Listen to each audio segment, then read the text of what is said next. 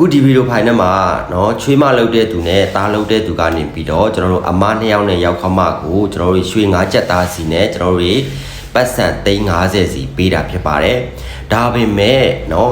ကြည့်လိုက်ပါเนาะသူတို့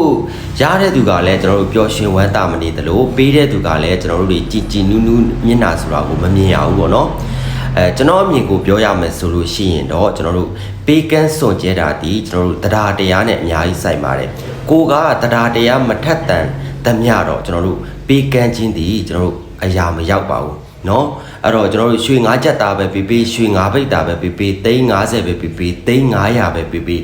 ကိုဘက်ကနေပြီးတော့တရားတရားထက်တန်မှသာလေရင်ကျွန်တော်တို့ယူတဲ့သူပေါ်ပေးတဲ့သူပေါ်အကျိုးရှိတာပါ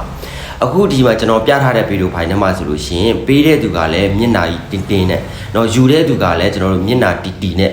ဒီလိုမျိုးတွေပေးကန်စွန်ကျဲခြင်းကကျွန်တော်တို့ပေးတဲ့သူလည်းအရာမထင်သလိုကျွန်တော်တို့ယူတဲ့သူလည်းကျွန်တော်တို့တွေအရာမရောက်ပါဘူးเนาะအဲ့တော့ကျွန်တော်တို့ဘလောက်ကြီးပဲပေးနိုင်ဘလောက်ကြီးပဲလှူနိုင်ကိုယ့်ဘက်ကတရားတရားမထက်တန်တဲ့၍ပေးကန်စွန်ကျဲခြင်းဆိုတာဘယ်တော့မှအရာမထင်ပါဘူးအဲ့တော့သူတို့ရဲ့မျက်နှာတွေကိုကြည့်ဗျာနော်တကယ်လို့ဗျာရွှေ9ချက်သားပေးတယ်350ပေးတယ်ဆိုလို့ရှိရင်ကျွန်တော်အနေနဲ့နော်ပေးတယ်ဆိုလို့ရှိရင်ဗျာကျွန်တော်ပေးတဲ့သူကလည်းကျွန်တော်တို့